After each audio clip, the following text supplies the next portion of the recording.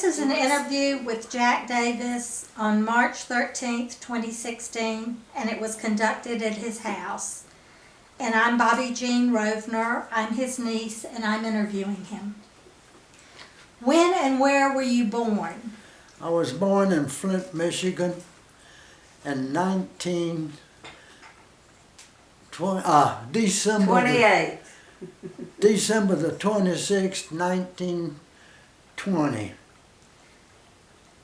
Okay, and when did you come to Greenville, South Carolina? When I was 1 year old. And why did your parents come to Greenville? Because my mother's brother lived in Greenville, and the reason she was in Flint, her other brother lived in Flint. So, and they were married in Montgomery, Alabama. That's where they met. Oh, they met in Montgomery, Alabama? Yeah, Okay, and where was your father from? What country? from the Olive Roads, And where was your mother from? Russia. Do you know how they met? I have no idea how they met. That's a good question. Did they both speak English? I think they did because they got along. My mother had a sister in Morganza, which was near Montgomery. Oh, So she had been here a while, and that's where they met because my mother was in Morganza. And how they met, I have no idea. do you even know how old they were when they met? They were in their 20s. They were in their 20s when they met? They moved to Flint, Michigan, and where I was born. And then she had the brother, Alex Kaufman, in Greenville. So she moved to Greenville because she thought they could get a job. And so your father went to work with her brother. With her brother, yes. And what kind of business was that? That was an auto parts business. At first it was a junk business Okay, on Red Street. and you have a picture showing it. You want to point it to the camera? Here's a picture. I don't know if you can make it out, but that's a picture of the junkyard. After a junkyard, it became an auto parts store. They moved it to Washington Street and made an auto parts store. And you were telling me at first, when your father opened a store, it was Davis Battery and Electric, Yes. and you were telling me how he made the batteries. You want to explain how he did that? Well, back then, in the battery business, there wasn't no battery manufacturers. And the batteries that came in the cars, he repaired them. He had all the parts to go inside the battery, and he would take the cells out and put whatever it needed inside. And he kept the acid in a big jug, and he used tar to seal the batteries back up. That's what they had on them at that time. Who was that in the picture? That's him. That's my father. The store was on Washington Street, the corner of Washington and Brown.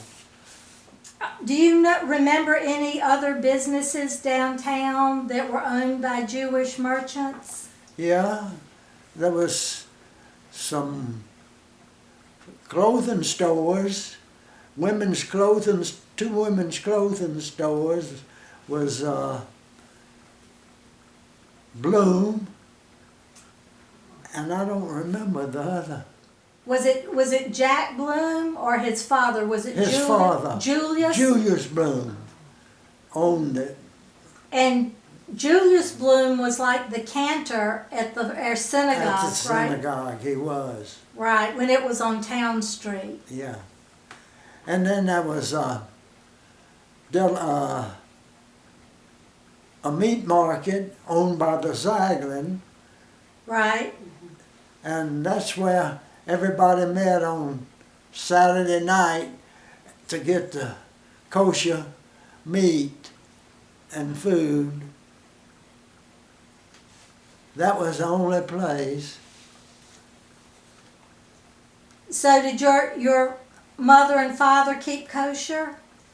They did at that time, but as time moved on, they changed over, especially during the war. She quit.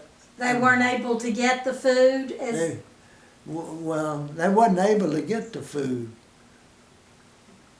Do you remember how your family celebrated, like any of the holidays? Did you do anything special, like on the Sabbath? Just eating. Just eating? Yes, she would always have a big meal, especially with chicken and beef as two different ones. And she always had them together, and there was plenty to eat. And I know that Pop D, your father, loved fishing. He loved fishing. And there was always fish to eat at their house. Yeah. He would take off work at the drop of a hat to go fishing. That was later in his life, when he had slowed down and gave his business to us.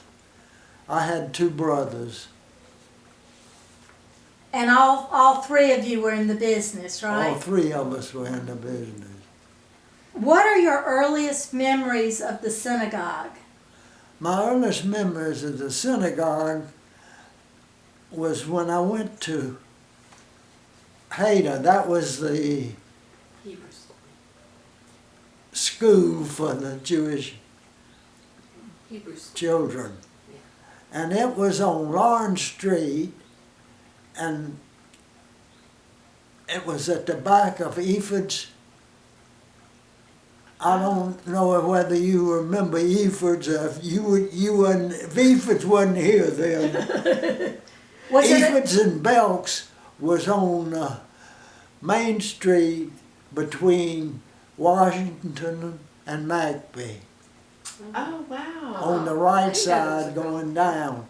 And they were both clothing stores. Two more clothing stores on between Main and Washington was men's stores. One of them was I can't now remember the names of them, but one of them was Blanken, and one of them was, I had a big picture of him. Was it Martin Blanken or his father? His father. His father. And then his other brother. He had an older brother. Okay. And anyway, there was two of them. One across the street from the other. And what do you remember about going to the school? Oh, the Hebrew school was on, the first one was on Lawrence Road.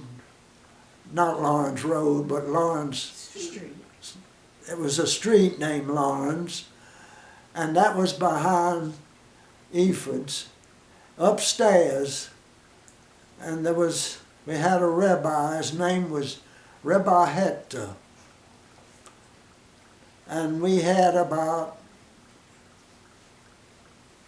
8 or 10 going to that school. There wasn't too many Jewish people at that time.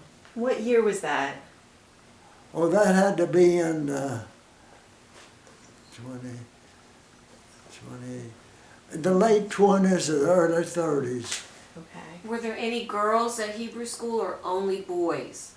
There wasn't any girls I didn't think so. that I remember. Did you recognize any anti-Semitism in Greenville? I don't, and I didn't then. I went to my neighbors were members of the country club, which the Jews weren't allowed to go, and he used to take me to the club with him. And they never did say anything, but I did feel a little out of place when I went, but no one said anything. And I used to play ball. We had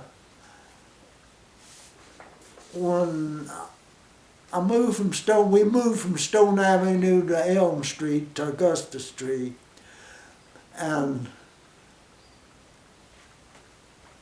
off of Augusta, Elm, and there was a lot of young boys my age around there, and we used to play ball all the time. We had 2 fields. There were no houses on them, and we used to play baseball, football, and never anything was said. My teacher at Donaldson turned out to be the principal of the New Greenville High, but there was another boy there. He wasn't Jewish, and we were friends, and she liked us both, and she always took care of both of us. And nothing was ever said about being Jewish, and I never had any problems with it. Did you get off from school for the Jewish high holidays? I did. And there wasn't any problem with that? There wasn't no problem with that. And we used to walk. This one, they were real religious. We used to walk from Elm Street. That was at Jones Mortuary, where the Clevelands lived, in that big house that they just moved. Yeah. We lived behind it. We had to walk from there to the synagogue and then walk back. We didn't ride. Wow. That was a long walk. The Shanes lived on Stone Avenue. The Lures lived on Stone Avenue. The Kingdos lived on Stone Avenue. The Zenas lived on Stone Avenue. In fact, That's where they should have built the synagogue, was on Stone Avenue. and then the Zaglins had most of Town Street. But never did we have any problem that I know of.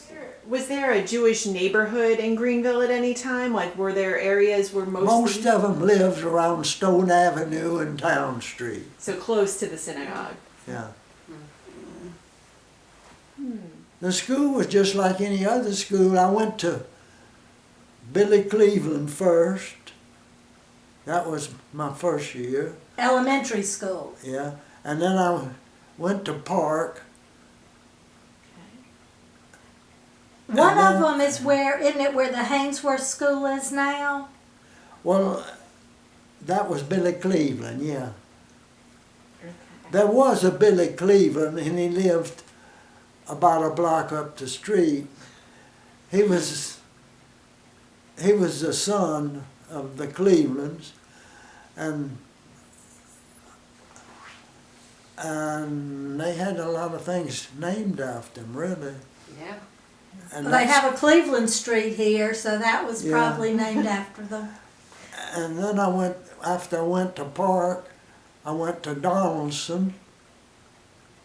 And then from Donaldson, I went to John Street. None of these schools are there anymore. And then I went to the old Greenville High. And I was I was one in the last class at the old Greenville High. And the following year, the new Greenville High was. I never went to that one. And when I finished school, high school, they didn't have 11 grades, but the following year they had 12 grades. And then after that, I went to the Citadel. I just spent 2 years, and then I had to go to work. That was in 38, 39, and then I worked from 29 to 42 to December of 41, and December the 6th, I joined the service. Well, can we go back and let me ask you one question? Did you have a bar mitzvah? I had a bar mitzvah, and the bar mitzvah was in the old synagogue on Town Street. And was it like just a Friday night service or? No, it was a regular bar mitzvah. Oh, Saturday morning. Yeah, only I had to remember, they don't remember now, but I had to remember my whatever I said, my speech. Uh-huh. I remember I read that thing and I learned it all by heart. And he had to say everything by heart. And you had to read the Torah and all? And I read the Torah. And do you remember any activities you did as a teenager?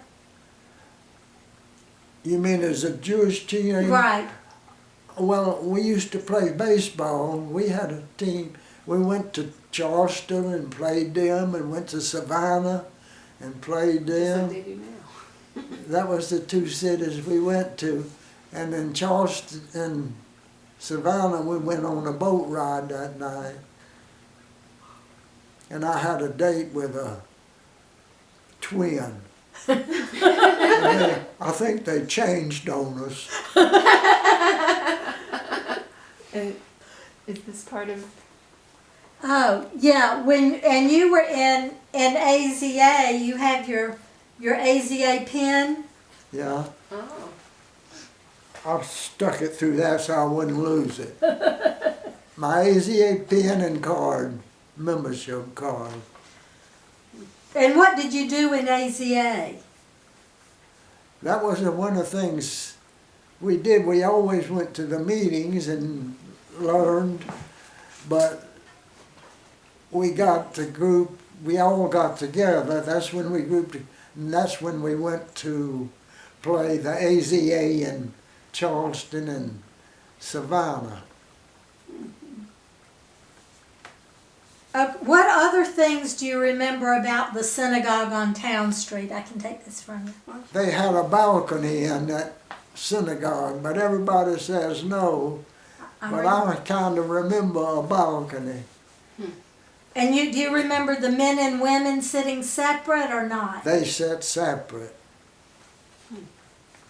And next door to it was a little grocery store. That building's still there. Oh, we used to go in there during the holidays and get something to eat. It wasn't owned by a Jewish Okay. person. No. Do you know how long when the Town Street Synagogue opened, when it was built? How long? What? Do you remember when the synagogue on Town Street was built? Uh-uh. No. It had to be built in the 30s. It was built sometime in the 30s. Okay, you want to tell us about when you went in service? I went in service in January the 6th of 42. First went to Columbia, where I was sworn in, and then I was shipped to, I joined, and I joined, and two friends of mine was Maya Lurie from Lawrence and Hyman Lurie from Greenville. and we went together. That's why they were gonna be. They had to go, but I didn't. But I joined just so I could go with them. And they asked us where we wanted to go, and I said Texas. Well, when I went through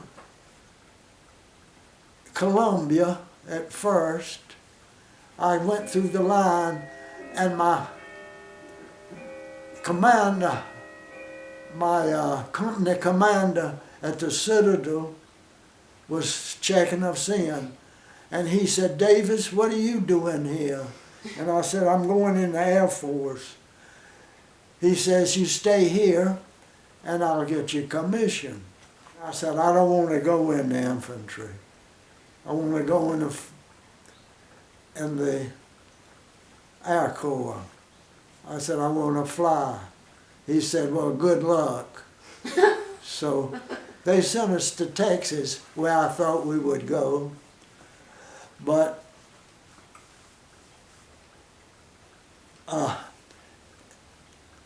in Texas, we stayed 2 weeks. And then they went by the alphabet, and they shipped me to Macon, Georgia. And my two friends stayed in Texas, so we stayed together 2 weeks, except what we stayed in Columbia. And then from Macon, Georgia, I hurt my side and I had to go in the hospital. I went in the Camp Wheeler Hospital. That was an infantry hospital. Anyway, they said I had a hernia. I didn't know what a hernia was, but they told me. And I had to lay in bed for a solid 3 weeks. That's then. That's what they made you do. And I had a piece of tape across my belly. And after I got out of there, I went home for a week. Oh, they asked me where I wanted to go. And the nurse says, I said, well, where's my outfit? She says, they in Charleston. I said, that's exactly where I want to go. Well, I went to Charleston and I was stationed at the 10-mile station. It wasn't no camp, it was just a camp with tents. Wow. And it had wooden floors. They had wooden floors and stoves in there. And I stayed there a month, and they shipped me to Fort Dix. And Fort Dix, I didn't stay but about 2 or 3 days, and got on the ship and sailed to Was that when, Thailand. To where? And then they shipped me to England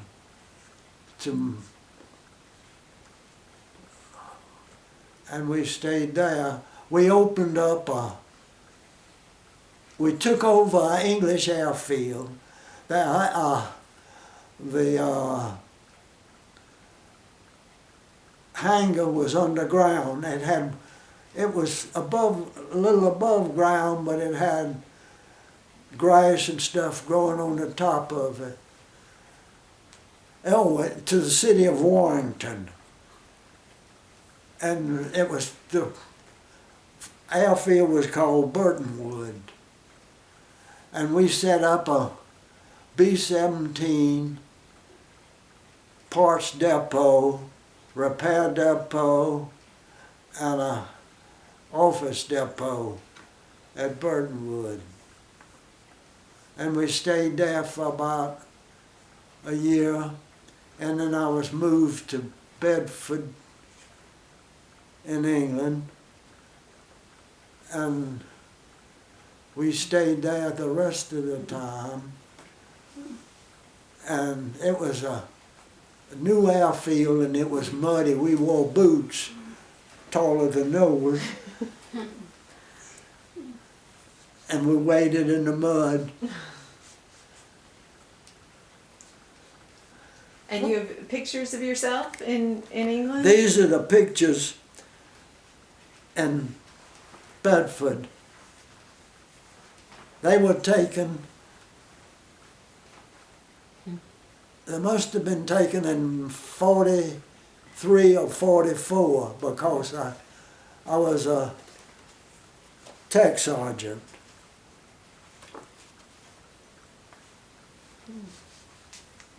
Great. Did you ever get back together with your two friends? Did they go No, to England? They went to the Pacific. Oh, Were there any other Jewish men in your division, or you were the only one that was Jewish? I was the only one. I know there was quite a few Jewish Soldiers with you? soldiers in my outfit, and on the holidays we went to Synagogue. I still got a little Bible from there. I didn't bring it. I should have brought it out.